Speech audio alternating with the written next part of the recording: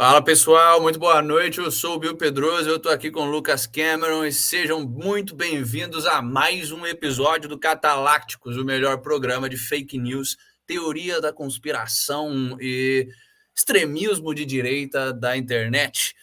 O que a gente tem de notícia para vocês hoje?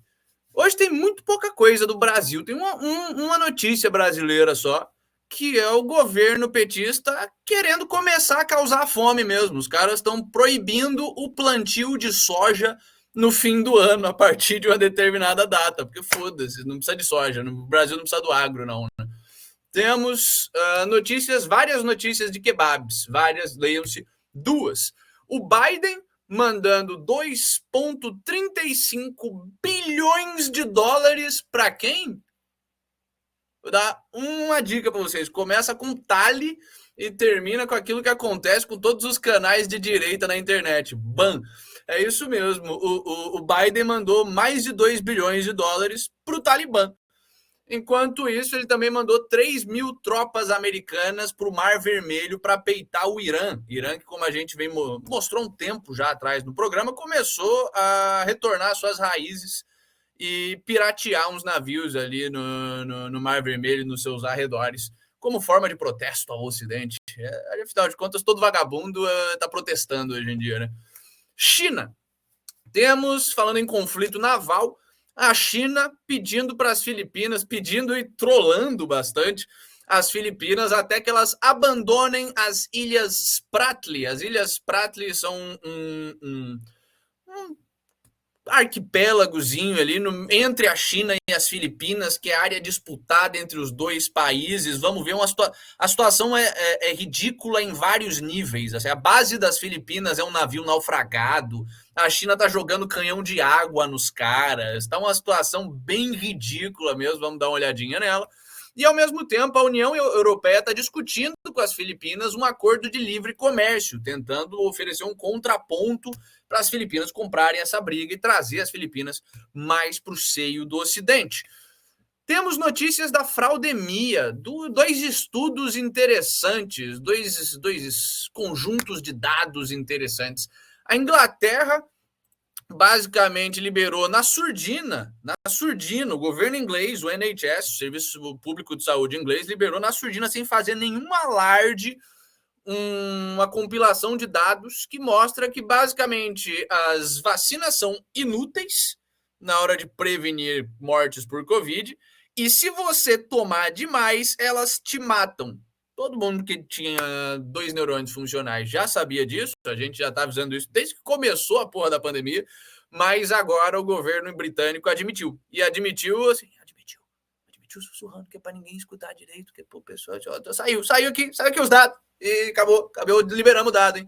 Basicamente é a atitude do governo britânico. Enquanto isso, no Novo México, um instituto científico publicou um estudo interessante não sobre as vacinas, mas sobre vacina mesmo, a tecnologia boa e segura que talvez nós estejamos utilizando em excesso.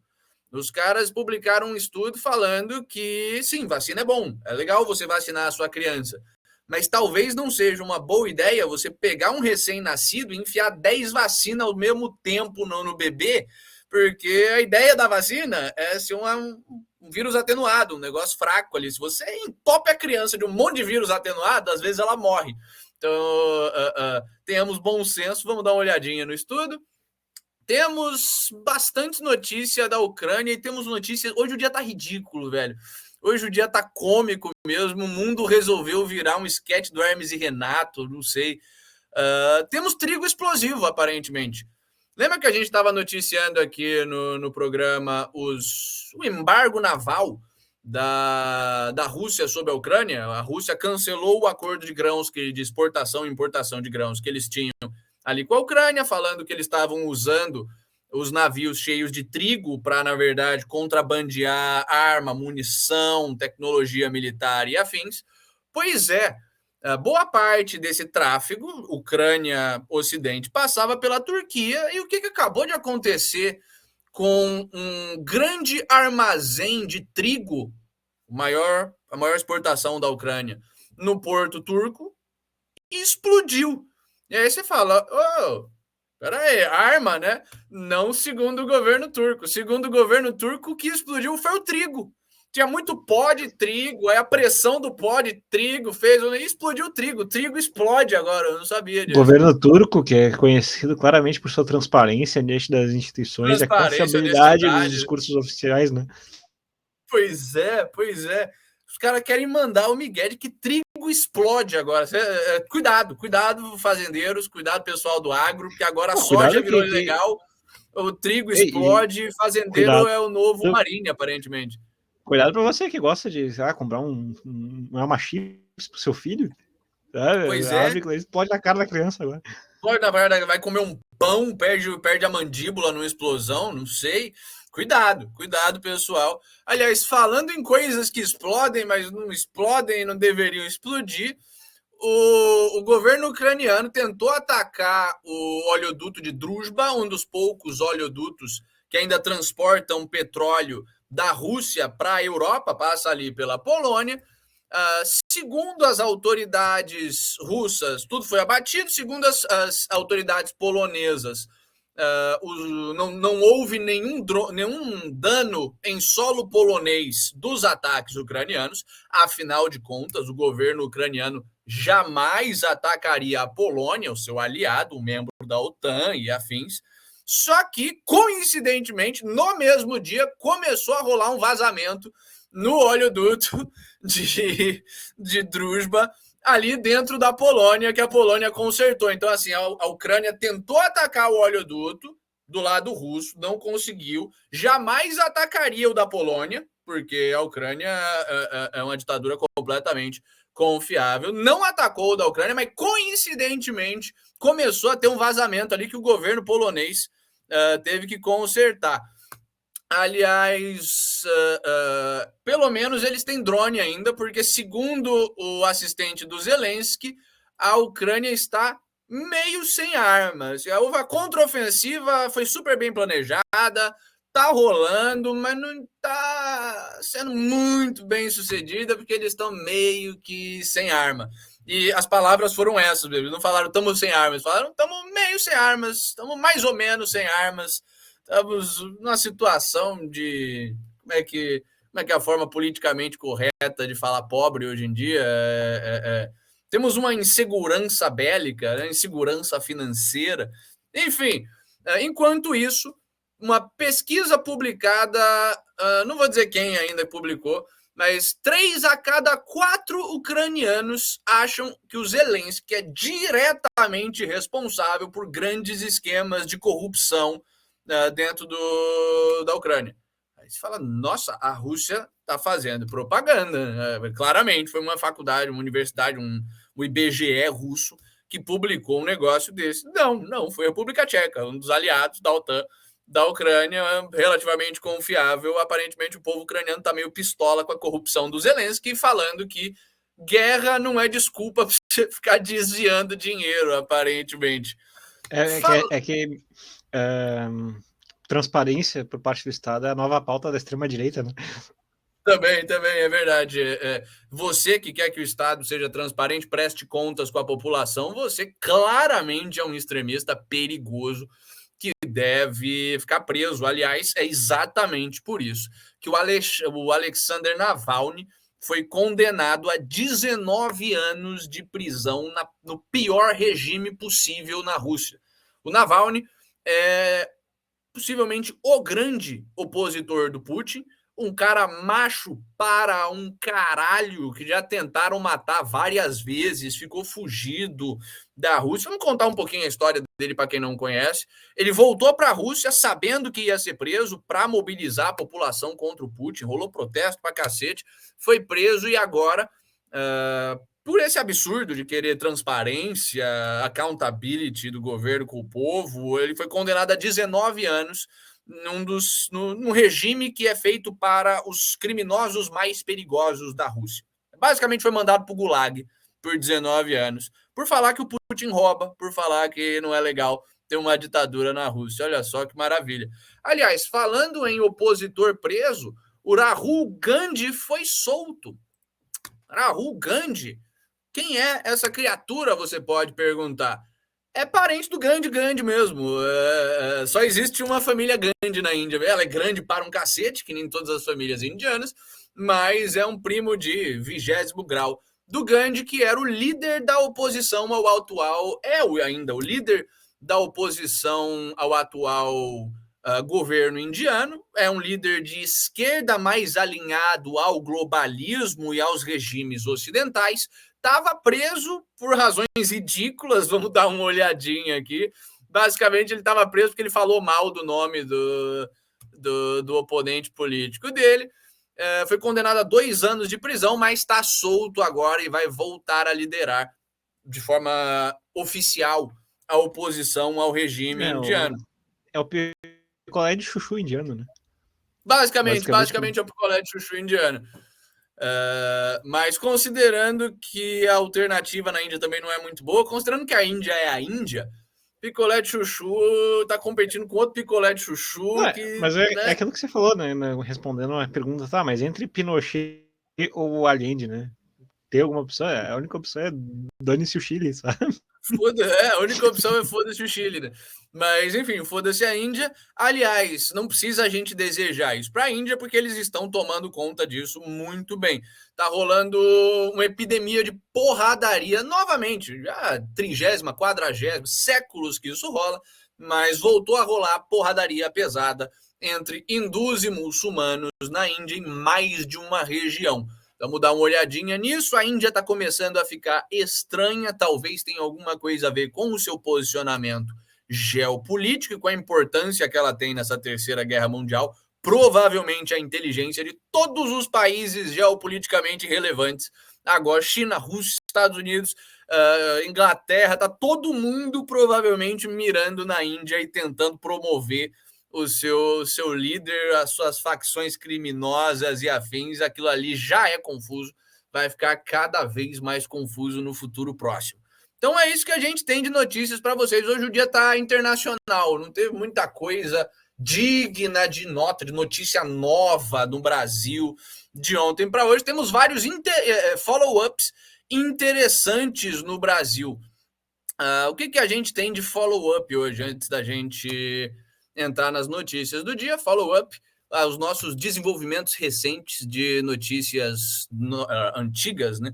E o que a gente tem, começando aqui no Brasil, é que, cara, eu gostaria de dizer que deu ruim para o Flávio Dino, mas eu não estou tão otimista. Alexandre de Moraes, o nosso ditador com cabeça de piroca, autoriza o Ministério da Justiça a compartilhar com a CPI imagens do circuito interno relativas ao 8 de janeiro. A gente vem mostrando aqui a saga do Flávio Dino para esconder as filmagens ali do Ministério da Justiça. A CPMI, o Arthur Lira estava pedindo, falando: Flávio Dino, seguinte, estamos fazendo investigação, a CPMI, sobre o 8 de janeiro, a gente precisa das evidências, você tem os vídeos gravados do circuito de segurança do prédio do Ministério da Justiça, a gente quer esses vídeos, precisa desses vídeos, e é isso aí, manda. E o Flávio Dino falou: não vou mandar. Sentou em cima, e quando o Flávio Dino senta em cima de alguma coisa, é difícil pegar, e falou que não ia mandar, ficou nesse bate-volta. O Arthur Lira falou: como assim não vai mandar? Você tem 48 horas para mandar. O Flávio Dino falou: olha, se eu mandar, eu estou descumprindo ordens do STF. Passou o abacaxi para o STF, falou que quem ia decidir basicamente era o Alexandre de Moraes. O Alexandre de Moraes decidiu. Ontem a gente falou, tem duas possibilidades. Uma delas era que você tinha, de fato, imagens comprometedoras e afins nesse circuito interno. A outra é que eles estavam usando a grande estratégia Bolsonaro, aquela estratégia de o governo mandar você liberar uns dados, sei lá, libera as conversas com não sei quem. O Bolsonaro falava: não vou liberar, a conversa é privada, o sigilo bancário é sigilo bancário, minhas contas são minhas contas, meus impostos são meus impostos, não vou liberar. E o governo ficava enchendo o saco, ocupando espaço na mídia, enquanto Paulo Guedes passava o que tinha que passar ali. E aí, eventualmente, o Bolsonaro liberava e não era nada, ele estava só fazendo uma cortina de fumaça para o governo dele conseguir trabalhar. Muito possivelmente muito possivelmente não, era uma das possibilidades relativas a essa atitude do Flávio Dino. Como o cabeça de caceta de fato liberou, eu acho que é infelizmente, essa segunda opção. A gente não vai encontrar nada nessas imagens do circuito interno, porque se tivesse alguma coisa, o Xandão não ia liberar. Das duas, uma. Ou isso foi deliberado pelo Flávio Dino desde o começo, foi essa cortina de fumaça enquanto eles faziam outras coisas, ou eles tiveram tempo de... ou tinha alguma coisa ali, e essa brincadeira do Flávio Dino foi o tempo deles editarem a filmagem, basicamente apagarem as evidências, substituírem por uma filmagem falsa ali. Vai saber o que aconteceu, mas é uma dessas duas coisas. Seria muito bom a gente poder ter evidências que eu seguro, mas é funcionário público trabalhando, então eles não conseguiriam ter agilidade para. Também, de fato. De fato. Que não é funcionário público. Quando tem político trabalhando, as coisas andam rapidinho, né? O carimbo sai na hora, tudo acontece com uma eficiência maravilhosa quando é a pedido do político para favorecer o político. Mais follow-ups brasileiros. Justiça autoriza quebra de sigilo de fazendeiro que ameaçou atirar em Lula. A gente vem narrando essa história ridícula desse coitado desse fazendeiro do Pará. Cara, coitado. O cara chegou num boteco e falou, deu uma bravatada ali, falou que ia dar um tiro no Lula e está sendo perseguido por isso. O próprio Lula já deu declarações ameaçadoras, falando que quem ficar de bravata vai parar na delegacia. Pelo menos esse cara conseguiu ser solto, está em liberdade provisória, o que já é absurdo, mas pelo menos está em liberdade. E agora a justiça autorizou a quebra de sigilo dele. Primeiro que, gente, ameaça não é feita em público, ao público. Ela é feita em privado. Isso está no nosso Código Penal. Eu não posso chegar num boteco e falar, caralho, eu vou encher o Lucas de porrada, hein, pessoal? E ser preso por ameaça. Eu tenho que, de fato, chegar no Lucas e falar, Lucas, eu vou te encher de porrada para isso ser uma ameaça. Eu ainda precisaria ter sóbrio, o que não era o caso do fazendeiro. Eu precisaria, de fato, ter algum plano concreto de como executar essa ameaça, que não era o caso do fazendeiro. Mas, enfim, em mais um abuso da justiça, quebraram o sigilo do cara. Meu Deus. Eu acho que o mais ridículo dessa história toda é como que um país que, no processo da sua redemocratização, recém-saído da ditadura, conseguia ter a capacidade de avacalhar o processo eleitoral inteiro, sabe? Os votos de célula. Deputado, se escrevia, filha da puta. Senador, pau no cu. Sabe? Esse tipo de brincadeira era permitido fazer. Todo mundo era consenso que político é ladrão, que política é sem vergonha, que tem que ser ridicularizado em público mesmo, tem que sofrer todo tipo de chacota pública possível e imaginável. Como é que a gente saiu disso para voltar ao estado de sacrossanto, ainda mais de um pinguço? Sabe? Não é nem aquele. Não é nem um cara tipo o Putin, aquele que sobe nos ursos, tem as artes marciais, tem vídeo. Mesmo que se fosse, ainda seria a situação abjeta. É o Flávio Dino e o Lula. Para a própria horta, sabe? É o cara que perde para o próprio sistema circulatório, é o Lula. É isso que é foda. É o cara que perde para o próprio neocórtex, né? Não consegue nem conter essa capacidade de comer, né? Pois é, a capacidade de comer não vem no neocórtex, mas beleza. Não, eu digo de não conseguir fazer a retenção necessária, a extração. Sim, mas o bizarro é que, cara, década de 90, 2000, faz pouco tempo, a gente tinha o Planet Hemp chamando o Fernando Henrique de vagabundo, dizendo que o Fernando Henrique era corrupto na cara dura, que não legalizava a maconha porque estava mancomunado com o sistema, com a indústria farmacêutica. A gente tinha o Gabriel Pensador, que escreveu, matei o presidente, hoje eu tô feliz, matei o presidente. O nome da música é Hoje Eu Tô Feliz, Matei o Presidente. Literalmente a história de um cara que pistola e mata o presidente. É uma música maravilhosa, faz parte da nossa cultura. E agora você tá prendendo o maluco porque ele chegou num bar bêbado e falou que ia sentar bala no Lula. Ai, caralho. Ao longo dos 4 anos, o governo Bolsonaro fizeram futebol com a cabeça dele. Fizeram do cara. Nos estúdios da Globo fizeram filmagem dele sendo fuzilado em motociata, sabe? E aquela coisa assim, até. E a pessoa tem que ter liberdade de fazer essas representações artísticas. Tem. Por mais cool que eu acho, vamos supor assim, tem uma feição pessoal pelo presidente estar sendo ridicularizado, mas, cara, liberdade é liberdade, sabe?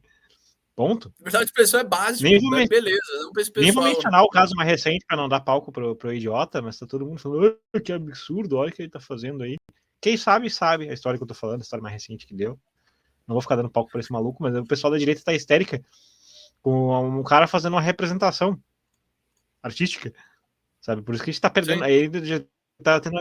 Estão querendo proibir ainda, querendo acionar o Ministério Público pra cima do cara. Sabe? A arte Sim, do cara, uma sim. bosta, foi. Ah, deixa o cara fazer, só consome. É como o Edu Conta tá falando aqui, que os comentários do Edu Conta são muito bons. Daqui pra frente é só pra trás. Aliás, falando no Bolsonaro, né? Mais perseguição ao Bolsonaro. Bolsonaro é multado em R$ 250 mil por ataques ao sistema eleitoral e o descumprimento de decisões. Mas valores se somam a quase 1 milhão que o ex-presidente já deve à Justiça de São Paulo. Os caras estão tentando. Por que estão tentando sufocar financeiramente o presidente? Caralho, principalmente depois que viram que ele consegue pedir Pix, eles viram que é um novo imposto no brasileiro, é o imposto Bolsonaro, é o imposto que a gente tem que pagar pro Bolsonaro não ser preso. É incrível. É quase que é o preço de um resgate, né? Basicamente. É o resgate, o governo Mas. cobrando resgate da população pro Bolsonaro. Meu Deus do E céu. tem um outro fator, também, a mesma coisa que eu falo na notícia anterior, eu falo nessa. Sabe, questionar a validade de processos com indício de fraude é bom senso em qualquer lugar, sabe? Passou-se os É anos 90 essencial ao sistema inteiro. democrático. O Lula passou a campanha de 2002 inteira falando que não confiava nas caixinhas mágicas, que reivindicava o voto impresso também, O sabe? Achou Dino uma pauta também. ativa do PT. E realmente, assim, e tem que ser, sabe? A gente tem casos de fraude de eleição, onde, claro, na China, sabe? A China até hoje faz aquele rito para fingir que tem democracia. Coreia do Norte também sempre é aprovado o ditador com 99 dos votos. Sempre tem aquele um que não vota, né? Para mostrar que Que justamente não é uma existe uma ditadura, oposição, existe uma oposição. uma oposição. Sabe, Angola tem direto, todos esses países a gente consegue conviver bem com o fato de que, não, realmente tem evidências bem sólidas de que ali há fraude eleitoral. Por que raios no Brasil, que é claramente laboratório de globalista, de ditadura, e que a gente sabe que o papel histórico do Brasil é esse, sabe? Ninguém tem problema em falar que o Brasil é vassalo da CIA, foi vassalo da CIA nos anos 60, continua sendo vassalo da CIA hoje. Ninguém tinha problema de falar isso até agora. Por que Agora é teoria raios, da sabe? É tão conspiração, né? absurdo. Por que raios é tão absurdo conceber de que as eleições foram fraudadas, sabe? Pois é, temos uma convergência de fatores aqui. O Edu Conta está falando que o Bolsonaro nos faria um grande favor saindo do Brasil e denunciando a ditadura tupiniquim. Sim, isso já é uma tecla na qual a gente bateu várias vezes no programa. E tirando o dinheiro do Nubank, né? Porque, porra, Monark. Mas, assim, ao mesmo tempo, o Lucas estava aqui falando de que o Brasil é laboratório para globalista, sempre foi laboratório para CIA e afins, e de fato o Glenn Greenwald, o Verdivaldo, cara, um dos poucos caras razoáveis que a esquerda ainda tem, vê censura contra a monarca e diz que Brasil é laboratório para autoritarismo no mundo. De fato, um cara sensato que finalmente começou a entender o Brasil depois daqueles chiliques iniciais dele, logo que ele se mudou para o Brasil. É que ele veio pro Brasil, a história dele da vida pro Brasil é outra, né? Graças ao Wayback Machine, a gente sabe o que ele e o Davi Miranda faziam, mas enfim, não vou ficar também usando isso pra descreditar o cara, né? Sim, Tinha uma agência mas, chamada The Real Boys. Só isso que eu digo. Imagine sim, do que se trata. pois é. Mas, cara, o Greenwald tá mostrando pro mundo, pelo menos, pros gringos, o que tá rolando no Brasil. Falou exatamente que o Monark é o Joe Rogan brasileiro e que o que tá acontecendo no Brasil é exatamente o equivalente do que aconteceria se os Estados Unidos tentasse, o ministro da Suprema Corte americana implicasse com o Joe Rogan e começasse a censurar o cara, a perseguir o cara, a multar o cara, que eles tentaram fazer, mas como Estados Unidos ainda não é Brasil, não conseguiram. Então, porra, parabéns pro Verdivaldo, mais uma vez, a gente está vendo repetidas vezes um trabalho de altíssima qualidade, bastante honesto dele, e, porra, é isso aí, massa, continuem assim. O Ricardo tá falando boa noite, pessoal. Hoje vamos ter show de Power Metal objetivista com o cabelo do Bill, né? Pois é, hoje Eu decidi que, cara, olha esse negócio horroroso, tá virando bozo aqui, eu preciso cortar, eu não vou prender o cabelo quando, quando ficar mais feio do que ele solto mesmo. Enfim, que mais que a gente tem de follow-up? Mais um brasileiro. Lembra que a gente vem falando do Real Digital? Pois é, o Real Digital agora tem nome, é o Drex. Meu Deus do céu, o Drex. E que o segundo o próprio Banco Central poderá ter custos ao consumidor. O Banco Central está botando defeito no Real Digital. Se o Banco Central, que é que mais tem interesse na criação do Real Digital, tá botando defeito na porra do Real Digital, imagina o que vai ser para a sua vida. Meu Deus do céu. Basicamente, a gente já falou bastante do Drex, do Real Digital, aqui no programa. Ele significa o fim completo da privacidade financeira, da capacidade de proteger o seu dinheiro no Brasil. Vai chegar, então não vamos ficar repetindo coisa que a gente fala o tempo inteiro, até a gente talvez fazer um especial dos bancos centrais, mas fica a dica de sempre: compre ouro, compre prata, compre ativos reais, duráveis, terra, maquinário, coisas do tipo, porque o bicho vai ficar feio. Que mais que a gente tem de follow-up? Temos bastante follow-up internacional agora.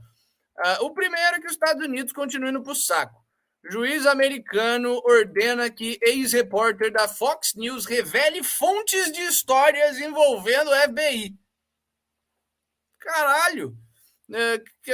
Basicamente, o juiz americano esqueceu como é que funciona o jornalismo. Os caras estão tão acostumados com esse jornalismo chapa branca, que é tão somente propaganda do Estado, propaganda do Deep State, inclusive mais do que do Estado, que quando um jornalista faz coisas de jornalista de verdade, como proteger as suas fontes confidenciais, que é algo fundamental ao jornalismo, o juiz não entende. Ele realmente não processa. Eu não sei se não entende ou se já não é aquela conclusão do estágio que o próprio Glenn fala, sabe? Já viu que no Brasil tá usando o Brasil como laboratório, tá vendo que aqui o juiz consegue dar esse passo, sabe? Arrumar qualquer pretexto para cair em cima do jornalista contra os interesses do governo, ver que cola, sabe? E começa a replicar a tática lá. Pois é. Ai, caralho. Falando em declínio americano, lembra que a gente falou que as pragas estão voltando para os Estados Unidos? Os Estados Unidos está no caminho tão pesado do primitivismo, como diria a Rand, né? E do retorno à idade da pedra, tá daqui para frente só para trás, como disse o Edu Contra, que eles estão tendo caso de malária, que eles estão tendo caso de poliomielite, eles estão tendo, eles tiveram aquelas epidemias de como é que se diz? Teve uma outra que já tinha sido extinta dos Estados Unidos e voltou. Mas enfim, os Estados Unidos estão nessa onda de reviver doenças. Esse é o Throwback Tuesday do sistema imunológico, e nessa linha eles resolveram reviver a lepra também. Aparentemente, segundo o CDC, a lepra, aquela doença que Jesus curava, lembra? Na época de Jesus? Pois é. A lepra pode estar endêmica no centro da Flórida. Sempre a Flórida, essa porra. Lepra. Meu Deus do céu. Hoje em dia é chamada de hanseníase. Mas é lepra. Estados Unidos tá com lepra. Puta que pariu. Volta a morrer de obesidade e câncer, Estados Unidos, por favor. Temos mais notícias da Polônia. Polônia mandando mais tropa para a Bielorrússia, mais ainda, só para mostrar que o bicho ainda está pegando lá. Não é porque a gente não teve um desenvolvimento significativo que as coisas congelaram. O pau ainda está torando. É mais e mais tropa de um lado indo para a fronteira, mais e mais tropa do outro indo para a fronteira todo dia quase. E por fim, lembra que a gente falou da ECOWAS ontem, da Organização Econômica dos Países do Oeste Africano? Pois é, ontem a gente falou direitinho sobre o golpe de Estado no Níger, como é que a situação do Ocidente, da OTAN e dos Estados Unidos na África estava se deteriorando rapidinho, que inclusive a própria Nigéria, que é dessa região do noroeste africano, o país mais importante em termos militares, e talvez o mais leal ao Ocidente, falou que não ia enviar tropas para o Níger, que ia deixar o Níger fazer as suas próprias coisas ali, provavelmente pegando a França e os outros países ocidentais de surpresa. Pois bem, algo de errado não está certo, eles sabem que tem alguma coisa acontecendo e vão convocar vão convocar não, né? Estão convocando uma segunda reunião de emergência, uma segunda cúpula de emergência para discutir a situação do Níger. Provavelmente o que eles vão discutir é, como bons governantes africanos, quanto de propininha que eles vão cobrar do Ocidente para mandar tropa para o Níger e quebrar o pau. Então fiquem de olho, porque é isso aí que vai acontecer. Tem data já essa cúpula? Vamos ver aqui na notícia. Do que eu tinha visto, vai ser quinta-feira já. Ao final. Quinta-feira eles vão se reunir. Então é isso aí. De follow-up, o que a gente tem é isso. Espero que o Felipe mandou um Florida Man feelings, né? Pois é. O Florida Man conseguiu reviver a lepra. Não bastava sair na mão com crocodilo, não bastava dar tiro em furacão, não bastava comer o rosto das pessoas depois de fumar metanfetamina. Talvez eu possa estar dando um passo meio arriscado nessa questão, mas até que ponto isso também não tem a ver com aquele acordo bonito entre democratas e aquele povo, aquela ditadura, você sabe qual, para também não usar de arma biológica para cima de pois foco é, da afinal política. de contas, a gente viu que a semana passada que foi descoberto um laboratório chinês ilegal de armas biológicas na Califórnia, né? Dentre os vírus que foram achados, inclusive, estava a lepra. Então, vai saber, será? Eu acho que, na verdade, não. Eu acho que é uma praga divina, que todo mundo odeia a Flórida, o Deus cansou da existência do Florida Man É para tá punir a Flórida. punir eles. É para punir a Flórida pelo ser um foco de ascensão daquele outro vírus da extrema-direita, né? Da extrema-direita, ou talvez porque não tem cubano demais, às vezes Deus não gosta de cubano, não sei, vai saber. Segundo os judeus, ele é racista, né? Ele gosta mais do povo semita, então às vezes os judeus erraram no racismo de Deus e na verdade ele só não gosta de cubano, a Flórida tá cheia de cubano, e ele tá mandando a lepra, ou pode ter alguma coisa a ver com laboratórios de armas biológicas ilegais chineses nos Estados Unidos sendo utilizados com a anuência do Deep State no estado que mais causa problema para a esquerda americana. Lucas? Mas é só um palpite, né? Até porque também a Flórida também não teve um histórico de bater de frente contra o lockdown e a ditadura sanitária americana, né? Não. Imagina.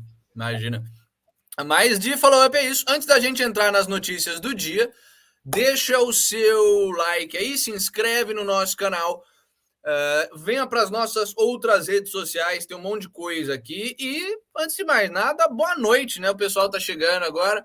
Sejam muito bem-vindos ao programa. Salve especial para o pessoal que está assistindo a gente ao vivo, mas salve também para quem vê gravado, salve para o pessoal que está escutando no Spotify.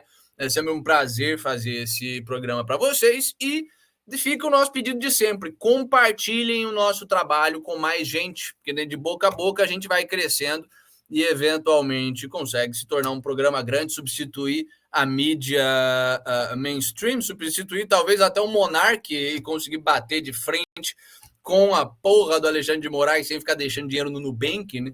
Mas é isso aí, vamos às nossas notícias do dia, começando pelos Estados Unidos, aliás, começando pelos kebabs, né? Não tem notícia americana hoje, mas tem notícia kebab. Essa notícia é meio americana, meio kebab.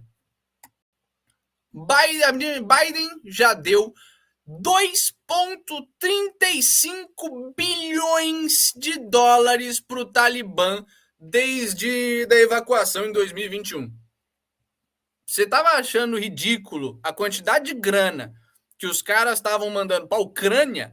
estão dando para o Talibã 2 bilhões de dólares. É uma escalada, né? É uma escalada. Se não fosse suficiente financiar uma ditadura escrota como a ucraniana, teria que agora levar isso a O Talibã, eles potência. literalmente estavam em guerra contra o Talibã. O Biden, como a gente viu, fez o favor de sair de lá, deixar todos os informantes, todo o pessoal da oposição ao Talibã na mão deles para serem torturados e assassinados, e deixou um monte de equipamento militar lá. Não satisfeito, mandou 2,35 bilhões. Ah, mas o Biden está mandando 2,35 bilhões pro Talibã? Não, ele está mandando para o governo do Afeganistão, como ajuda humanitária e afins. Governo do Afeganistão que é controlado por quem? Você tem 3 oportunidades para acertar: o Jô Soares, o Pelé ou o Talibã. Um desses 3 fica aí a sua escolha. 2 comentários. O primeiro é, caralho, vou fundar um grupo terrorista também.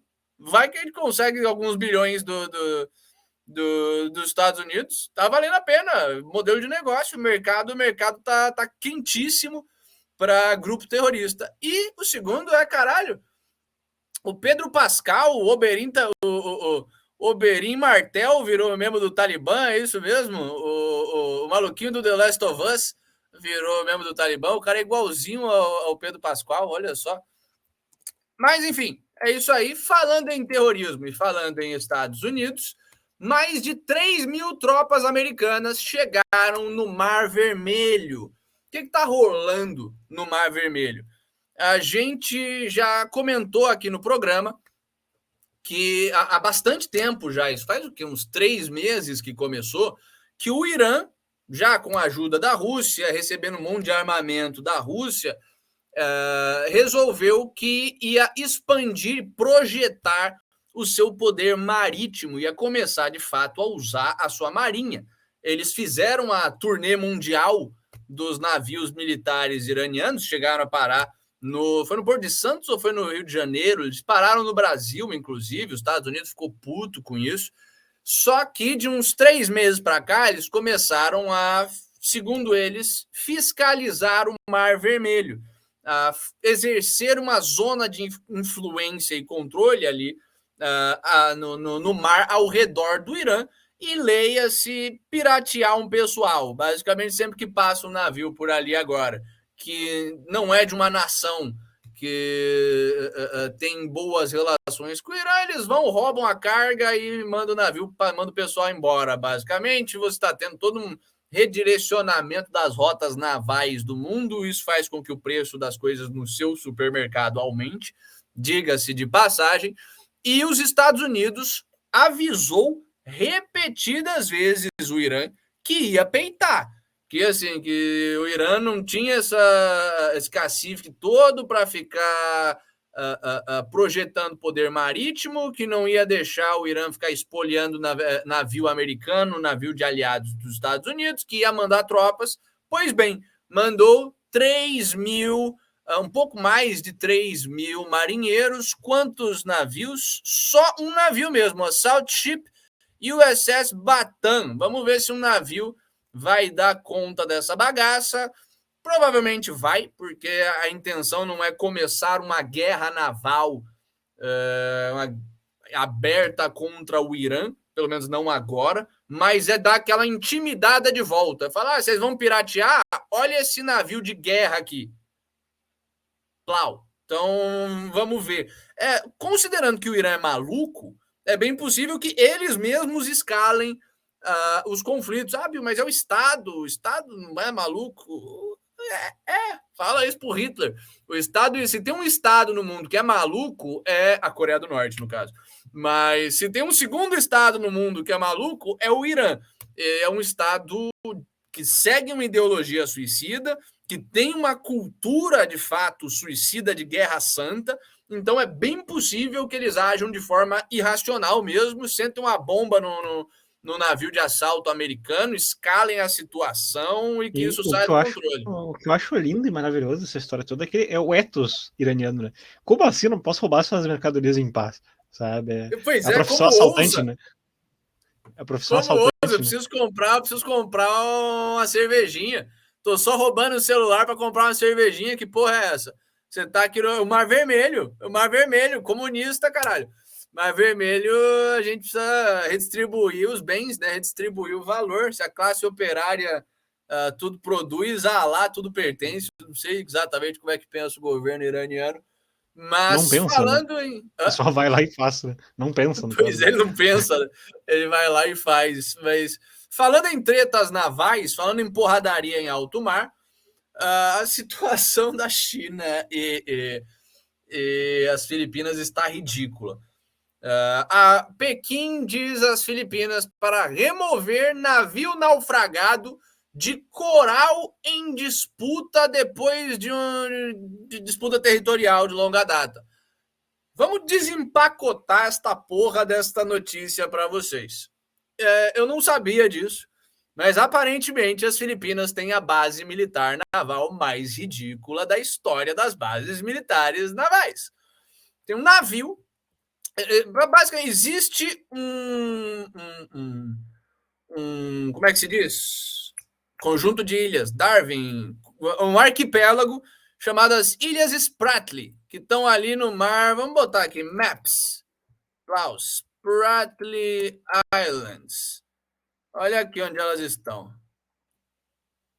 Se a minha internet... não, tá carregando mesmo que só tem mar. Elas estão aqui no meião. Quer dizer, estão muito mais próximas das Filipinas do que elas estão da China. Mas a China chama tudo isso aqui de Mar do Sul da China porque é uma terra de pau no cu mesmo. Só que existe esse arquipélago cheio de recifes, corais e afins. Em algum momento, se eu não me engano, da Segunda Guerra Mundial, você teve um navio da Marinha Filipina que naufragou, que ficou presa ali nos corais.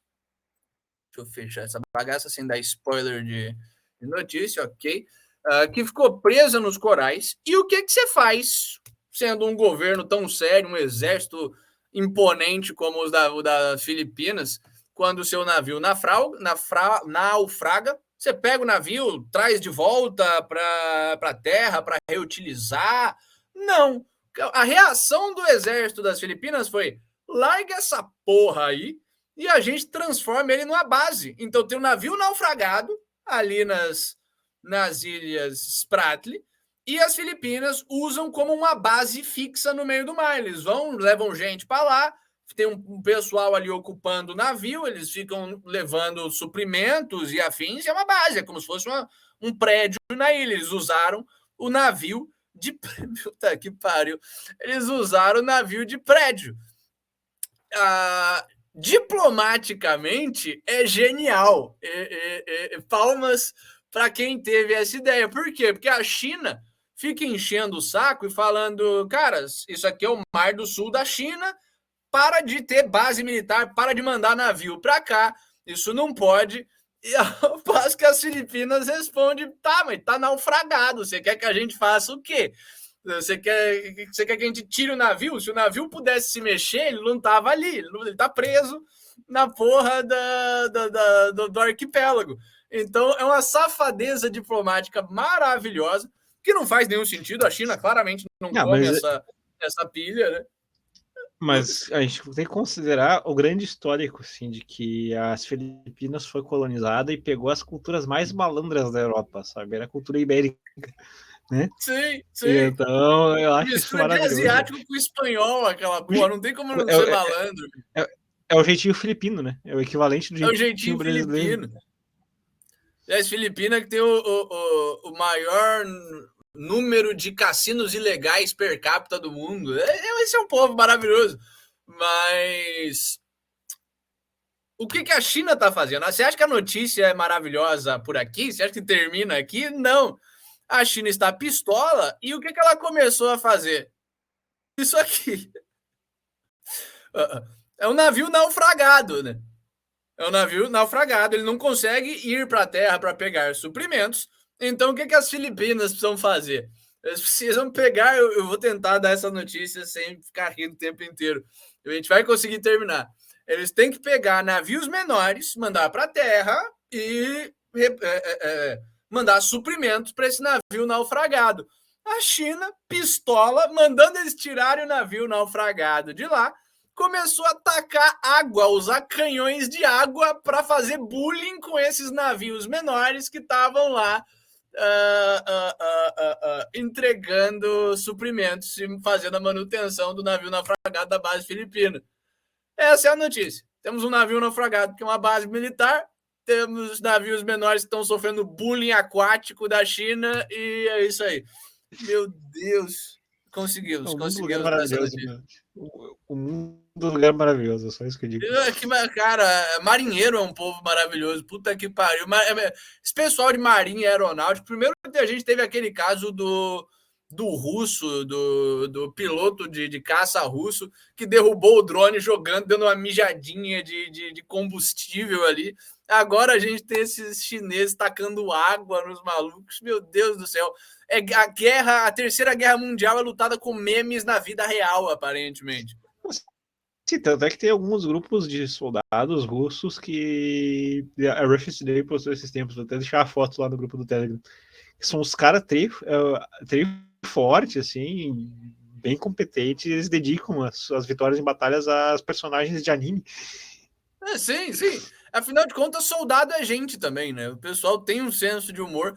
E, aliás, se você tá na guerra arriscando sua vida, é bom você ter um senso de humor, senão você enlouquece. Se você tá no navio, também, né? Mas não é só isso que a gente tem para falar sobre a Filipinas, por incrível que pareça. A União Europeia e as Filipinas estão começando já a conversar sobre um acordo de livre comércio. Faz todo sentido isso aqui. Eu não sei como é que não aconteceu. Quer dizer, eu sei como é que não aconteceu ainda. A Europa não precisava comprar tanto as Filipinas. A tensão e a divisão global geopolítica não estava tão intensa assim. Mas agora, onde todo mundo está com escassez de recursos, precisando assegurar as lealdades dos países uns aos outros e afins, a União Europeia vai tentar basicamente trazer as Filipinas para dentro da União Europeia o máximo possível, sem, óbvio, trazer esse povo marrom para dentro da Europa. Isso eles não querem. O único povo marrom e primitivo que o europeu gosta de importar é o kebab, porque eles gostam de atentado terrorista para depois chorar na imprensa, mostrar como eles são virtuosos e afins. As Filipinas, que são mais civilizadas, é um povo de fato trabalhador, eles não gostam de importar, é nojentinho demais, mas eles querem fazer comércio com as Filipinas. O que mais que a gente tem de notícias? Aliás, antes das próximas notícias, deixa o seu like aí, deixa o seu compartilhamento, não é o seu compartilhamento, deixa a sua propaganda pessoal do nosso trabalho, por favor. Pega o nosso link, manda para alguém agora, vamos ver se a gente consegue bombar esse programa maldito. E o que a gente tem de notícia para vocês? A primeira notícia, na verdade, é um pedido. O mundo tá maluco. Os veículos de mídia que deveriam informar a gente não informam, são veículos de propaganda. A academia, os cientistas que deviam nos aproximar da verdade, é um bando de propagandista safado, burocrata, que não sabe, esqueceu como é que faz ciência, pelo menos desde a década de 60. Só que, por mais que a gente esteja nessa situação difícil, não acreditem em qualquer merda que vá contra a narrativa oficial. Me mandaram isso aqui hoje. 92% das mortes por Covid em 2022 na Inglaterra foram de pessoas triplamente vacinadas.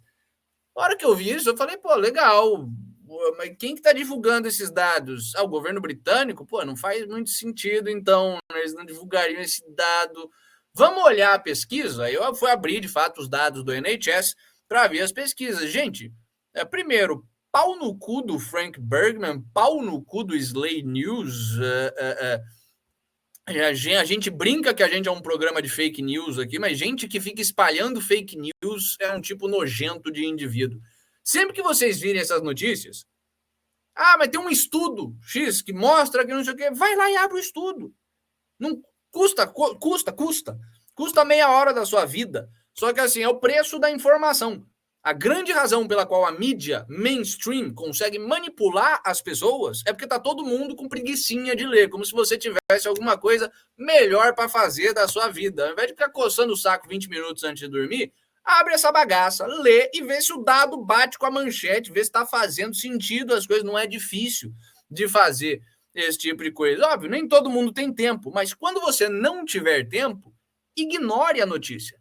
É melhor a gente saber que há algo que a gente não sabe, sabe? Dar uma de Sócrates ali, saber que não sei, do que sair acreditando em qualquer coisa porque bate com a nossa narrativa, bate com o que a gente gostaria que fosse verdade e afins. Então, o que de fato esses dados mostram? São dados interessantes, são dados bastante interessantes. Eu dei uma olhada nesses dados do governo britânico, dados compilados pelo NHS desde abril de 2021. Aliás, vamos mandar aqui esse link no Telegram também, para quem quiser dar uma olhada, não ficar só no nosso, a gente dizendo que é isso que o dado diz. Os dados estão abertos. É uma compilação de dados de abril de 2021 até dezembro do ano passado. Os dados de abril de 2021 não mostram nada de muito interessante, mostram que a vacina mais ou menos não funciona, o pessoal morreu de fato, um pouquinho menos vacinado, um pouquinho mais do pessoal não vacinado, mas ainda estava num período caótico de coleta de dados. Os dados interessantes são os de 2022, onde você já tinha um sistema mais coeso de coleta de dados e onde, principalmente, você teve tempo da vacina, das vacinas, isso não é vacina, desses tratamentos experimentais genéticos que supostamente tentam ser imunizantes, essa fraude, de fato, ter efeitos no corpo humano, sabe?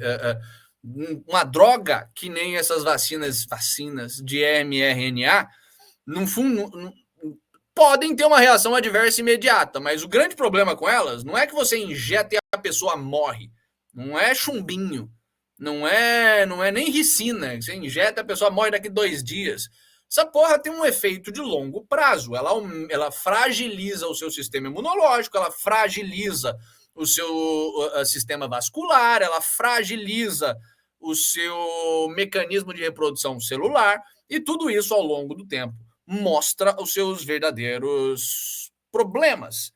Pois bem, o que a gente encontra quando a gente olha esses dados publicados pelo governo inglês para o ano de 2022? A gente não encontra que 92% das pessoas que morreram de Covid ou com Covid eram triplamente vacinados. O que a gente encontra é que o pessoal que não se vacinou morreu na proporção que eles têm da sociedade. Basicamente, a sociedade britânica, essa sociedade de merda e do Reino Unido, de gente que cumpre regra no meio de uma ilhazinha distópica, tem 94% de gente vacinada. 70% vacinada 3 ou mais vezes. E 24% 2 ou menos. E 6% de gente mais razoável, de gente macho pra caralho, que não se vacinou mesmo estando na Inglaterra. O que você espera? Que quando você vai olhar os óbitos, você esteja mais ou menos 6% de óbitos de gente não vacinada e mais ou menos 94% de óbito de gente vacinada. Um pouquinho para cima, um pouquinho para baixo, coisas do acaso. Pois bem, o que você vai olhar quando você vê os óbitos das pessoas não vacinadas é que tá isso mesmo, 6%, legalzão. Tem um negócio meio curioso, que você vai ver que as mortes por Covid estão em 8,2%, estão acima, 2% acima de mortes de Covid de não vacinados, e por alguma razão, 2%, 2,2%, 2,3% a menos de mortes sem Covid. Ou seja, fica parecendo que tem um monte de médico safado que chega o paciente ali, não é vacinado, o cara morre, o médico ativista mete ali que foi com Covid, mete uma porra ali qualquer, mas no total, o pessoal tá morrendo normal. não tomar a vacina não fez ninguém morrer de Covid. Olha só que maravilha, no ano de 2022 na Inglaterra, segundo os dados do governo inglês. Aí você vai olhar o pessoal vacinado. Porra, mortes por Covid do pessoal vacinado, 94%. Cravadão ali, não ajudou em porra nenhuma a não morrer de Covid, tomar o mRNA, tomar o tratamento experimental imunizante. Literalmente, 94%, 94%, 94% da população vacinada, 94% da população que morre de Covid vacinada uma ou duas vezes. Quando você vai olhar mortes que não tem a ver com Covid, opa, população vacinada uma ou duas vezes tem um picozinho, 2% a mais, ou seja, ao invés de 94% das mortes totais sem Covid, 96%. Estranho, preocupante, significativo, mas nada contundente. Pode ser azar. O mundo não é, o mundo é caótico, às vezes podia ser menos, 2% a menos, 2% a mais, beleza. O que é interessante? Quando você vai olhar o pessoal que tomou 3 ou mais vacinas, 70% da morte da população britânica, que são 81% das mortes de Covid. Ou seja, dados do ano de 2022 do governo britânico, se você tomou 3 ou mais vacinas de Covid, vacinas entre aspas de Covid, você tem uma chance significativamente maior de morrer de Covid. 70% da população, 81% das mortes com ou por Covid. Para por aí? Não. Piora. Mortes sem Covid. Mortes por infarto, mortes por qualquer outra... Mortes por aquecimento global que esse pessoal está vendendo por aí, né? 70% triplamente vacinado ou mais, quase 90% das mortes sem Covid no Reino Unido. 88%. Ou seja, você tomou 3 ou mais doses desse veneno, a sua chance de morrer de qualquer outra causa, a sua chance de morrer de Covid aumenta, a sua chance de morrer de qualquer outra causa aumenta muito mais. 70% da população, quase 90% das porras das mortes. Parabéns ao pessoal que tentou transformar isso em política pública, que vacinou seus filhos, que saiu por aí tentando vacinar a população. Esse sangue está todo na mão de vocês. É incrível, mas pelo menos temos dados aí. Mas isso é sobre vacinas, né, com aspas. E vacinas sem aspas? A gente está vendo muito na esteira dessa rejeição aos tratamentos imunizantes de mRNA, uma rejeição imbecil à tecnologia das vacinas mesmo, que é uma tecnologia maravilhosa. O vírus atenuado ali que você injeta para o seu sistema imunológico aprender como é que enche ele de porrada e você ficar com a imunidade mais alta. Foi assim que a gente acabou com a poliomielite, foi assim que a gente acabou com o tétano, foi assim que a gente tinha acabado com a lepra, né? Até os Estados Unidos resolver reviver esse negócio aí. Se bem que lepra, hanseníase tem vacina? Não sei, posso estar falando merda, calma. Hanseníase vacina.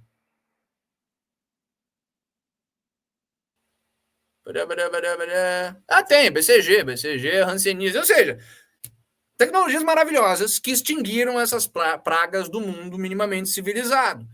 Só que, segundo um estudo lá da universidade, não da universidade, porque ainda bem que não é universidade, mas do Instituto Privado de Investigação Médica e Científica do Novo México, a gente pode estar exagerando nesse negócio de vacina para bebê. E faz sentido. Esse estudo ainda precisa ser refeito por outros cientistas, sabe? A ciência caminha, a ciência de verdade caminha de forma modesta. Eles fazem um estudo, depois fazem outro, depois vê se reproduz o resultado. Mas, assim, faz sentido o que os caras estão falando e a compilação de dados que eles fizeram atesta para isso. Se a gente pega crianças recém-nascidas e dá uma vacina, maravilha, assim, a gente previne que esse bebê está fragilizado ali, desenvolvendo o seu sistema imunológico, como é que se diz, ou essa criança que está ainda desenvolvendo seu sistema imunológico pegue doenças gravíssimas, morra de forma trágica. Só que se a gente pega esse mesmo bebê, essa mesma criança com menos de 5 anos e mete 20 vacinas ali, talvez não seja uma boa ideia. Talvez a gente esteja sobrecarregando a porra do sistema imunológico da criança. E é exatamente o que esses caras acharam. O excesso de vacina, cadê? Qual é o número que eles acham aqui? Se não me engano, eram 2 ou 3. Cadê?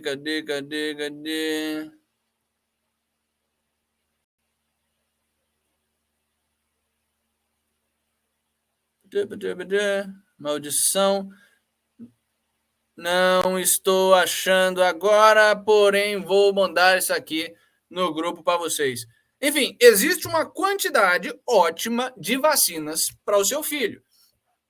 De recém-nascido para seu filho com menos de 5 anos. Se você passa disso, que é exatamente o que a indústria farmacêutica quer, o esquema farmacêutico, mais esquema do que a indústria essa altura do campeonato, quer que você compre uma caralhada de vacina, injete tudo no seu filho. Se você passa de um certo ponto, eu não lembro agora se 2, 3 ou 5 vacinas, é alguma coisa nesse nível, assim,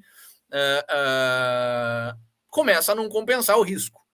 Sabe? Você começa a ter um crescimento na mortalidade infantil que você não vê, que é um crescimento na mortalidade infantil maior do que se você não der nenhuma vacina.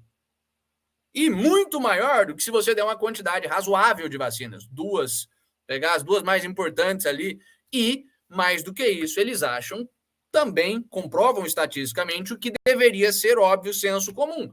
Se a sua criança, se o seu bebê é um bebê meio merda, se é um bebê fraco, se é um bebê... Meio merda é brincadeira minha. Bebê é um bicho lindinho, normalmente. Mas se é um bebê fraco, fragilizado, magro, pouco peso, problemas de desenvolvimento, e você entope ele de vacina, você mata a porra do bebê. Então, assim, tenham bom senso na hora de dar vacina. Não peguem um bebê que está com pouco peso, que está com problemas de saúde, injetem 20 vacinas e esperem que isso vai fazer bem para ele. Vacina é para ser dada em bebê saudável, bebê que está com peso dentro normal ali, e deve ser dado com moderação, esticado ao longo do tempo. Tá? Dá 2 ali, deixa o sistema imunológico do pivete se ajustar, deixa ele parar de ter febre, depois dá outra, e vamos seguir vacinando as pessoas de forma razoável. Olha só, que maravilha. Nem viramos imbecis pandeminions, nem viramos imbecis anti-vax. Olha que vida maravilhosa. Vamos para o Brasil agora. Temos a nossa única notícia brasileira aqui. Uma notícia brasileira trágica e algorenta, né? Como é que se diz? Ominous. É algouro mesmo. Cadê? Estou me confundindo. Apresentador boomer é complicado. Proibição do plantio de soja. Vem do Ministério da Agricultura e Pecuária. A soja é um dos produtos mais produzidos em Santa Catarina. Essa não é a manchete, Bill. Agricultores estão proibidos de plantar soja após 29 de dezembro em Santa Catarina. Não só estão proibidos de plantar soja após 29 de dezembro em Santa Catarina, como isso está acontecendo em outros estados. Depois de 19 de dezembro, você não pode mais plantar no Paraná. Depois de 8 de janeiro, você não pode plantar no Rio Grande do Sul. Então, assim, o governo se arrogou do direito e está exercendo... Do direito não, né? Porque você não se arroga. O direito você tem ou você não tem. Se arrogou do poder e está exercendo o poder de falar para o fazendeiro, o maior interessado na saúde do seu solo, das suas plantas, do seu negócio, o que ele deve fazer.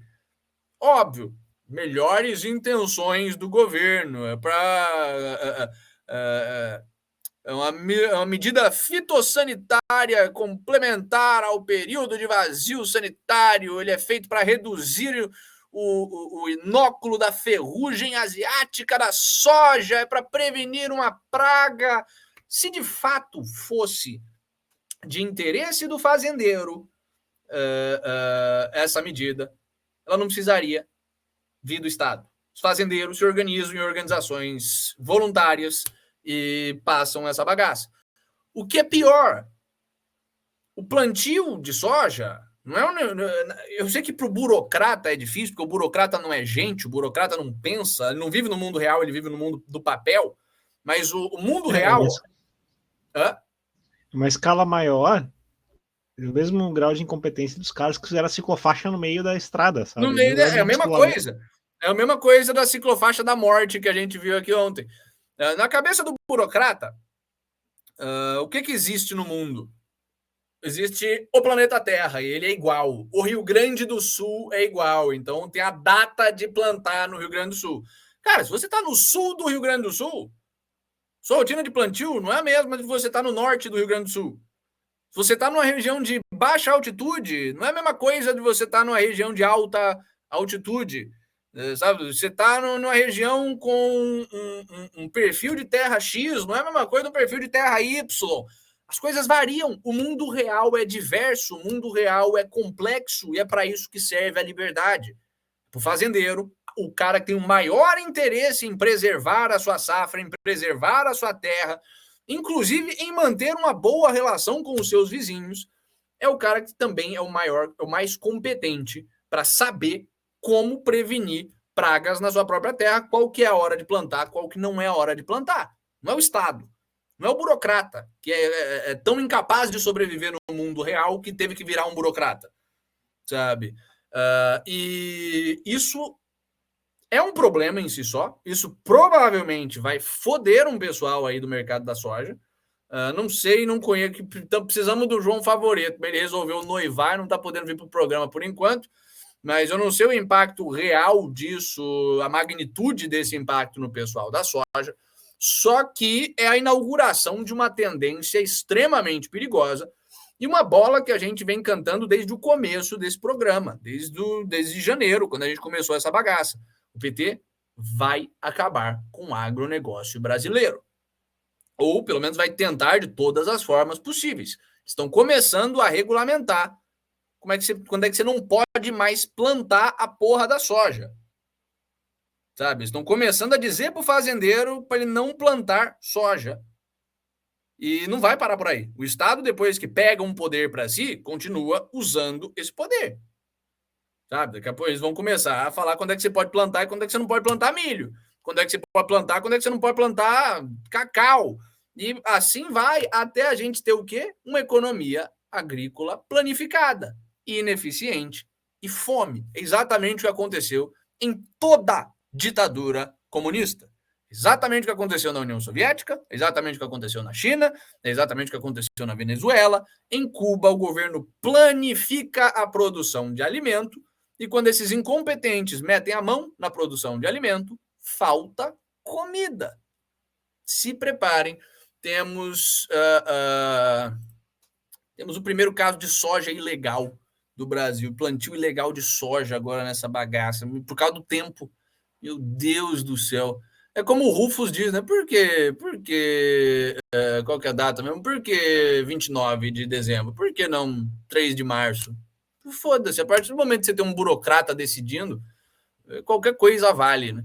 Mas soja ilegal pode ser estranho, pode ser perigoso, mas trigo explosivo é mais tenso ainda.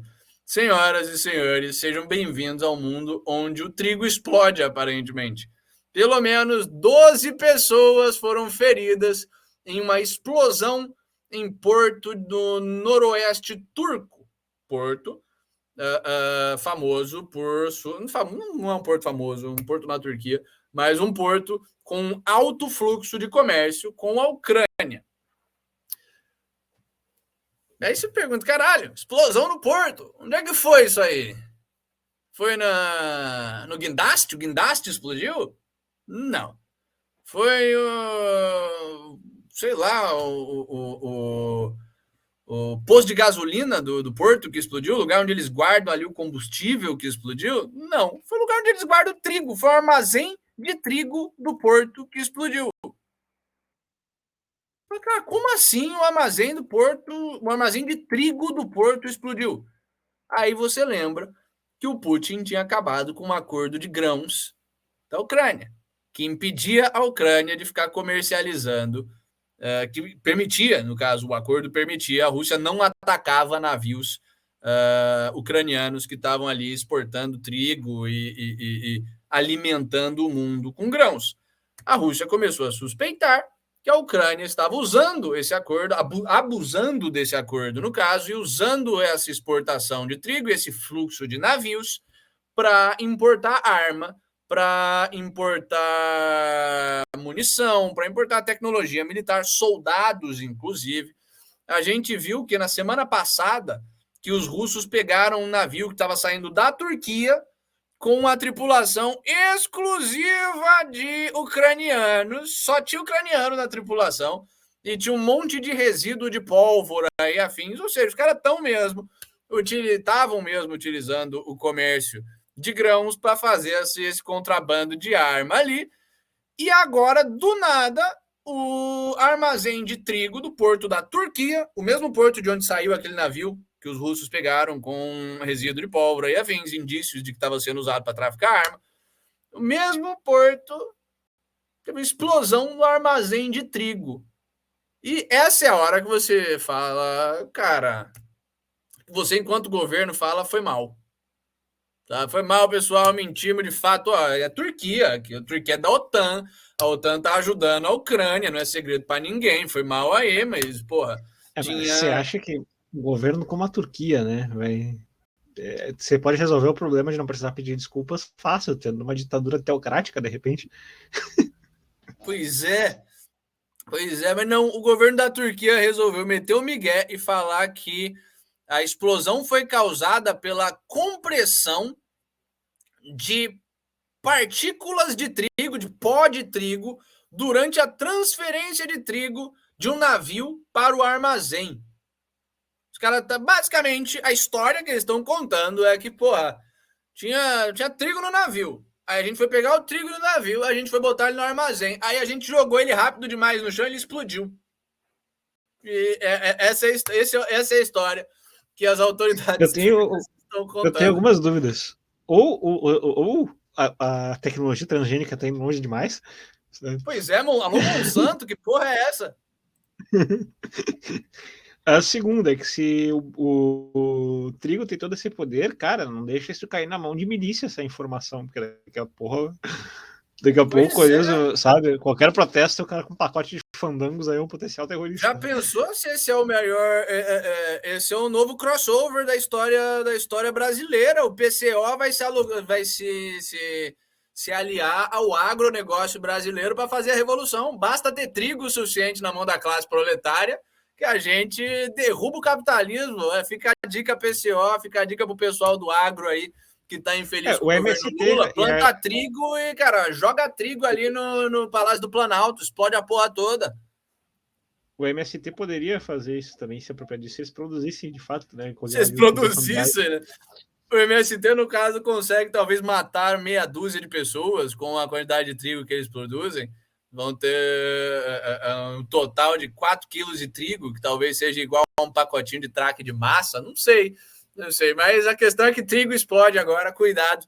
Da próxima vez que você for comer um sanduba, talvez você comprima demais as partículas de trigo, ali o pó de trigo no seu pão e perca o seu rosto. Vai ficar... Agora que eu entendo, né, que dizem que o trigo às vezes se come muito assim, cai pesado, cai como uma bomba. Cai como uma bomba no seu estômago, né? Pois é. Se você aí eu achava que tinha, como é que você diz, intolerância a glúten, não é intolerância a glúten, o bagulho explode mesmo. Você tá comendo explosivo, macho pra caralho quem come pão, inclusive. Curiosamente, depois da Rússia... Flávio Dino é o macho alfa, então... O Flávio Dino é o macho alfa. O Flávio Dino a gente já falou, o Flávio Dino é o Majin Buu, ele consegue absorver várias coisas. Mas como é que se diz? Curiosamente, depois que a Rússia começou a apertar o comércio de trigo da Ucrânia, começou a impedir os navios que tinham trigo de entrar e sair ali da Ucrânia, o Zelensky disse que o assistente do Zelensky começou a falar que a Ucrânia está experienciando uma certa escassez de arma, uma certa escassez, um pouco de escassez ali, quase escassez, uma média escassez de armas. Está faltando arma na porra da Ucrânia, eles não estão conseguindo fazer a contraofensiva por causa da falta de armas, eles requerem mais assistência. O Zelensky vai virar o Bernie Sanders daqui a pouco, aquele meme do I have once again come to ask for your financial assistance. Sabe, o cara vem pedir dinheiro o tempo inteiro, ao mesmo tempo que as tropas dele estão revendendo lançador de mísseis para cartel africano, cartel mexicano. Mas é isso aí. Era só trigo que tinha naqueles navios mesmo. Vai chegar um ponto, simplesmente, onde as ações do Zelensky com o Ocidente já estão bastante desgastadas, o Ocidente está tendo uma posição cada vez mais... Esqueça a porra aí, sabe? Encosta essa bunda rachada no lado, ou mete um fogo amigo, né? Como diria a sugestão do Capitão Rocha. Mas é porque realmente, assim, chegou... Enterra com as militares e pronto, acabou. Vai ferrar nossos esquemas, capitão. Essa já tá nesse nível já. Porque a coisa já se estendeu mais do que deveria estar. O Zelensky já tá começando a ficar cada vez... Já tá acabando os recursos para isso. Eles estão precisando usar para outra... Redirecionar esses recursos para outros conflitos. Sabe? Preparar um novo fronte da guerra. Também precisam resolver seu próprio aparato de censura. Eles precisam refinar agora esse custo, né? Dentro dos territórios da União Europeia e OTAN, por sua vez. Vão ter que gastar em um tempo também recursos para comprar uma pá de gente para conseguir passar aquela reforma para poder cortar a Hungria da União Europeia, da presidência da União Europeia. A meta agora é outra. A grana para o Zelensky está cada vez mais minguada. O Zelensky, em contrapartida, está cada vez mais translocado no final de ditadura. Eu acho que o máximo até março do ano que vem, para essa coisa se estender. Sim, sim. Eu acho que nem tanto, assim. Eu acho que essa porra não passa do fim do ano. Mas acho que está sendo até otimista demais em termos de como é que se diz? Pelo ponto de vista da Ucrânia e do Zelensky. Essa porra aí vai acabar já. Mas não é só o trigo que explode, mas não é explosivo. Temos também o atentado ao oleoduto de Schrödinger. As Forças Armadas da Ucrânia tentaram atacar o oleoduto de Druzhba, um oleoduto na região da Rússia de Oriol. É um oleoduto que sai da Rússia, passa ali, se eu não me engano, pela Bielorrússia, Polônia e entrega petróleo para o resto da Europa. A Ucrânia tentou realizar vários ataques com drone. Aliás, a gente vem acompanhando que eles estão com drones melhores, eles estão nesse último gás da guerra e melhorando a sua capacidade de drones, mas eles tentaram com drone atacar ali a parte russa do oleoduto de Druzhba, não deu muito certo, não conseguiu... A população encontrou o drone ucraniano no chão e afins. Os russos não reportaram nenhum sucesso no ataque. Por parte da Rússia, o comércio de petróleo continuou igual. Segundo especialistas, não é como se a gente confiasse muito em especialistas nesse programa, o drone explodiu ainda no ar. Então, assim, não conseguiram. Só que, por alguma razão, na parte ucraniana do oleoduto de Druzhba, tá rolando um vazamento aí.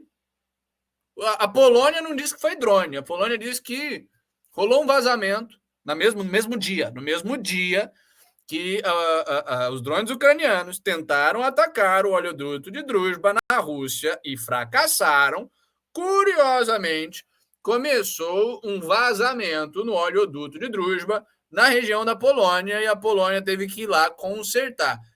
Jamais que o Zelensky atacaria a Polônia e o governo polonês ia acobertar esse tipo de coisa, né? Não é como se ele tivesse no começo da guerra ainda, 6 meses de guerra, tentar mandado aquele míssil fake para a Polônia, tentando fingir que era a Rússia atacando a Polônia. Você lembra disso?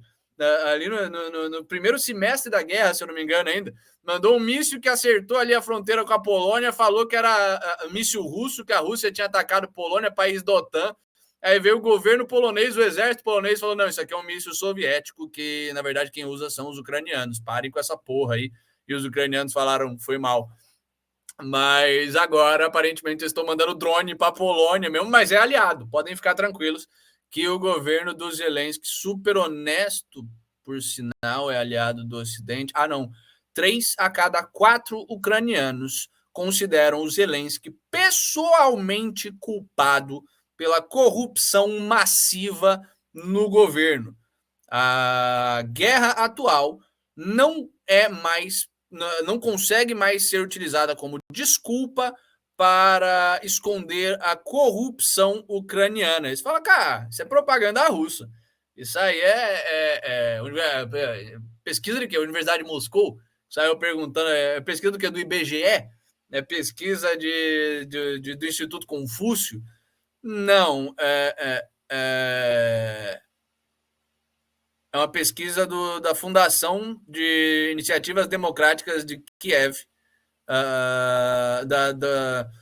do Instituto Sociológico Internacional de Kiev, da Fundação por Iniciativas Democráticas, com o suporte do Centro de Praga tcheco, da sociedade civil. Ou seja, isso é o Ocidente. Então, isso são instituições ucranianas, instituições tchecas.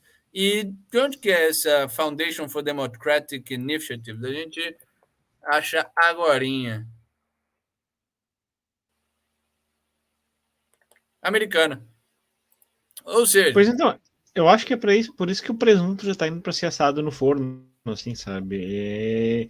Você já começa a ter esse forte descontentamento até com as forças ocidentais, sabe? Toda a inteligência ocidental responsável por fabricar pesquisas que mostravam a idoneidade do Zelensky, pesquisas que mostravam o grande apoio popular do Zelensky para essa sua missão de defender, o apoio do governo, da população dada ao governo para avançar, está tudo indo para o ralo, essa narrativa. Tem um desgaste.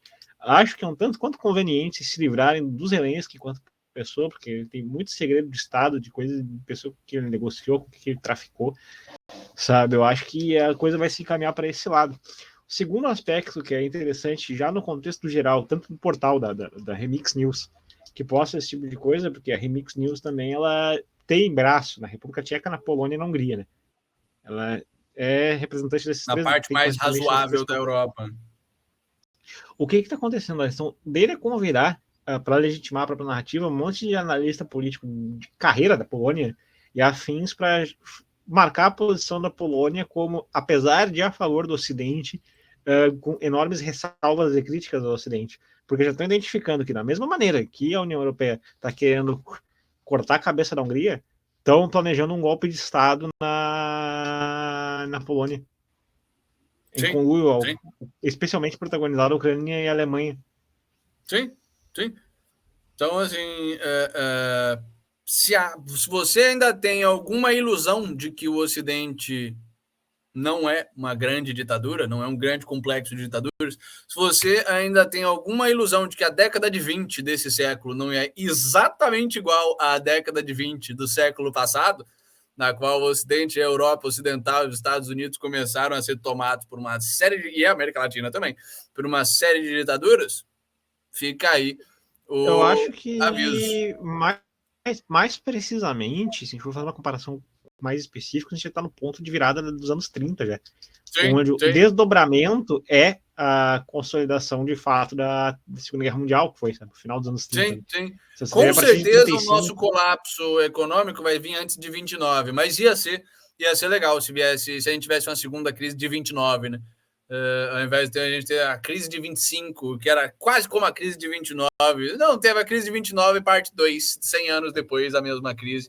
Ia ficar mais simples de lembrar me e de ensinar na preocupa, história. o que me preocupa dessa possibilidade é acontecer o mesmo roteiro, que isso dá um encorajamento assim, para os ditadores de cara lavada anunciarem suas respectivas ditaduras mesmo, sabe? E fazer isso com significativo apoio popular de uma massa de gado que acha que Estado forte, Estado eficiente é a palavra do dia. Sim.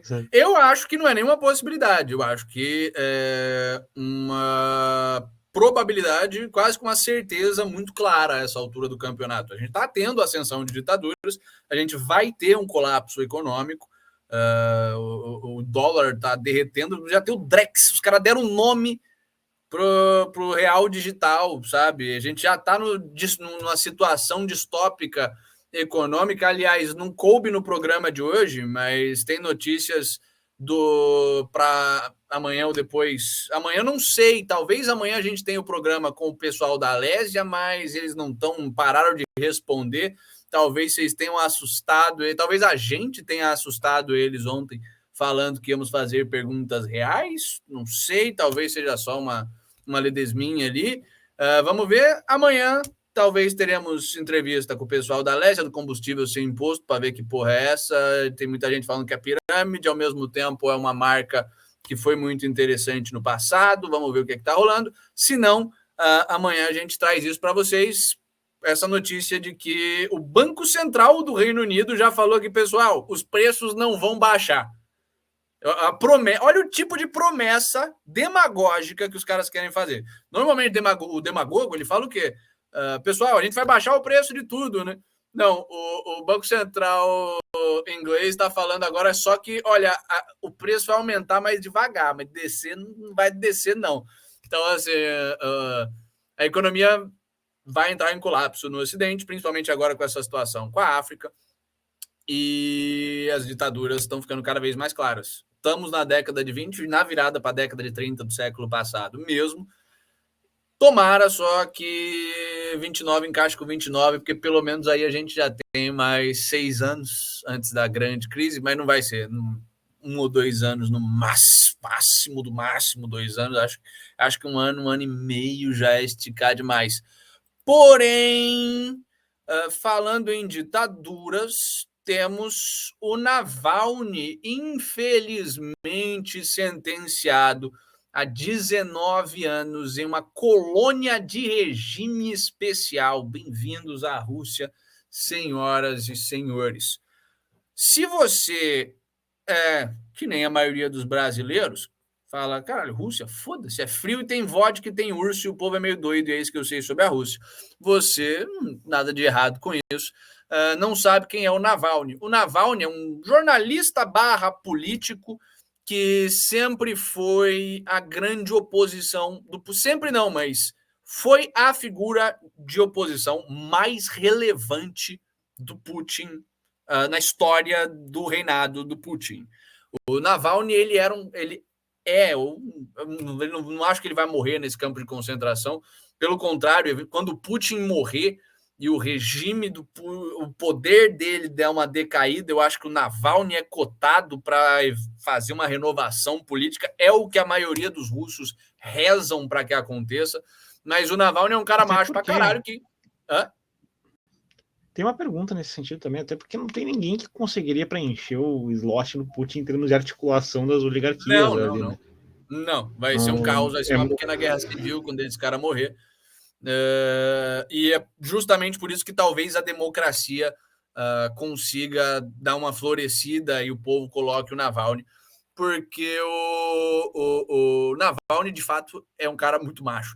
Em plena hegemonia do Putin, o cara fazia vídeo passando com drone em cima da mansão que o Putin construiu com dinheiro público e depois publicava na TV, sabe? Esse é o tipo de coisa que o Navalny faz, jornalismo investigativo, mostrando que o prefeito que o Putin elegeu e que apoia em TV pública, em rede nacional, estava desviando dinheiro para fazer esquema de compra de voto. Esse é o Navalny. Eventualmente, como em toda a máfia, os caras tentaram passar o Navalny. Ele viu que a situação estava ficando pesada demais, que iam matar ele aqui, que é Welcome to Russia, ele fugiu para a Alemanha. E aí você fala, porra, ok, fez o que o Bolsonaro devia ter feito, né? Ficou lá fora tentando articular. Não, o governo russo, o Putin, não ia deixar isso acontecer impunemente. Os caras colocaram veneno na cueca do cara. Veneno, era alguma coisa de tóxico, de sistema nervoso. Então, assim, enquanto o cara estava no avião, saindo da Rússia e indo para Berlim, onde ele ia ficar exilado, já fugindo dos mafiosos russos, ele começou a ter um monte de problema, começou a ter problema cardíaco, como é que se diz? Aquele negócio que o pessoal com epilepsia tem, Convulsão. seizure, convulsão, começou a convulsionar pesado. A pessoa que estava com ele foi no piloto, falou, olha, precisamos de um pouso de emergência, o cara vai morrer aqui. O piloto falou, recebi ordens expressas do governo para não pousar esse avião, tudo isso na caixa preta do avião. Como ele pousou na Alemanha, o pessoal teve acesso a isso. Ou seja, o governo fez uma queima de arquivo. O Navalny era tão cabuloso que não morreu, sobreviveu o voo inteiro ali, chegou na Alemanha, quando o avião pousou na Alemanha, foi levado para o hospital, tratado, ficou fudido na beira da morte por um bom tempo, mas foi salvo, ficou na Alemanha articulando oposição na Rússia, sendo uma figura de resistência ao Putin ali fora. Eventualmente, antes dessa maldita guerra ser começada pelo Ocidente, o Navalny estava tão confiante que o Putin ia deixar o poder que ele voltou para a Rússia. Vocês terem uma noção de como essa estupidez da OTAN e dos Estados Unidos e do Ocidente em geral fodeu com a Rússia e ajudou o Putin em tudo que há de pior na cultura política russa. O Putin ele já estava passando leis como não pode processar ex-presidente por crime, hein? Não pode investigar ex-presidente. Ele já estava começando a preparar o caminho para ele renunciar, porque viu que a população estava puta, que ele estava começando a não conseguir mais se articular, perder apoio popular. O Navalny estava tão confiante que isso ia acontecer, que ele voltou para a Rússia, sabendo que assim que ele pisasse em solo russo, ele ia ser preso. Assim que ele pousou na Rússia, foi imediatamente preso. Milhões de pessoas foram às ruas protestar e poucos meses depois disso começou a guerra na Ucrânia, tudo isso foi apagado, o Putin ganhou popularidade de novo, o pessoal largou o Navalny preso e agora ele foi sentenciado por extremismo e por propagar ideias contra o governo, subversivas contra o governo russo, a 19 anos de prisão em regime especial. Então, assim, parabéns aos envolvidos da OTAN, parabéns para o Ocidente por ter assassinado a política russa, que estava numa ascensão meteórica. E, cara, toda força ao Navalny. Toda força ao Navalny. O cara é macho pra caralho. Merece eventualmente virar presidente da Rússia mesmo. Por mais que seja meio esquerdoso, é jornalista e tal, mas é um cara sério. E, enfim, essa é a notícia. Meus pêsames pela prisão do cara. Falando em oponente político preso, o Rahul Gandhi foi solto. O Rahul Gandhi é o opositor de esquerda. É difícil pensar na Índia em termos de esquerda e direita, né? Mas ele é basicamente o líder de oposição.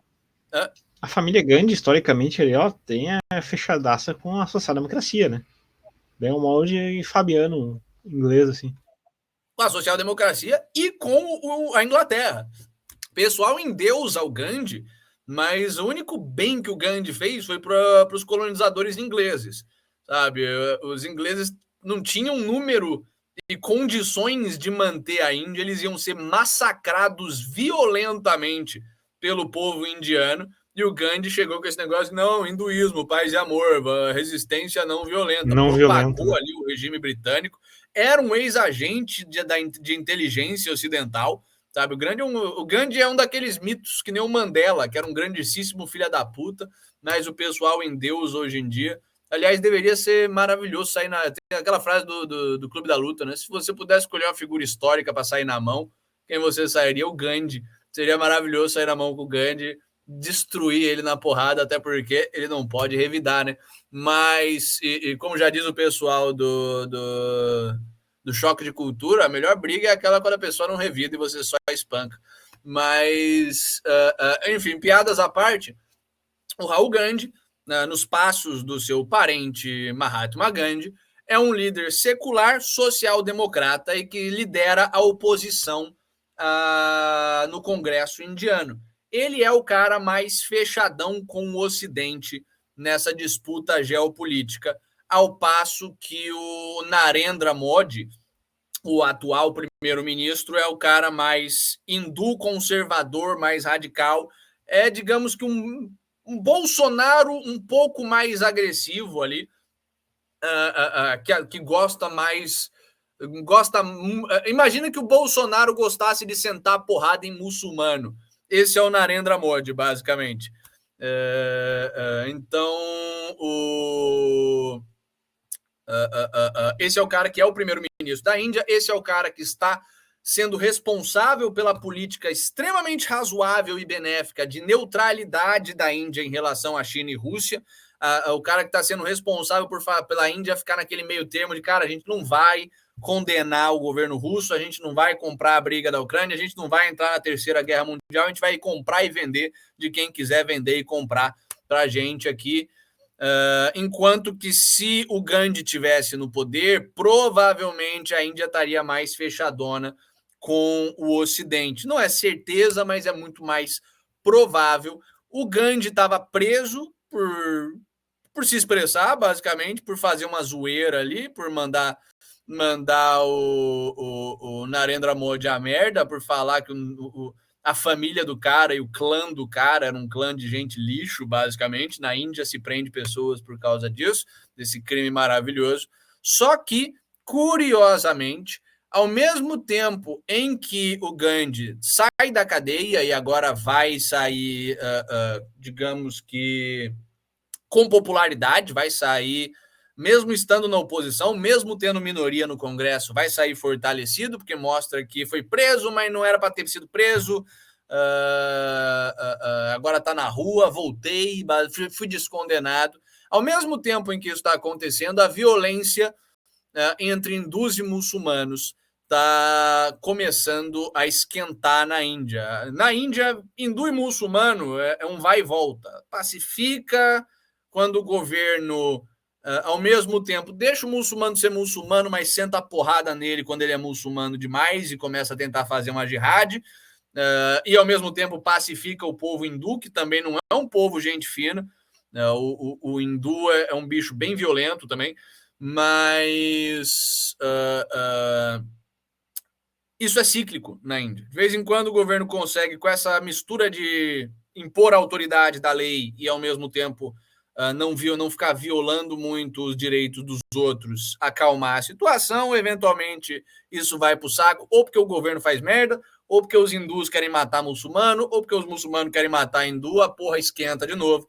E agora está começando a esquentar de novo. Teve porradaria com morto em Delhi, tem porradaria em Haryana,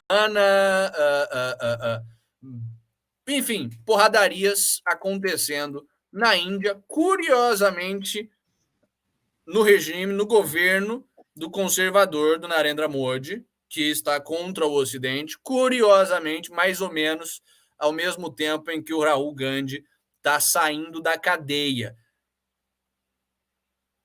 Alguma coisa conclusiva? Não.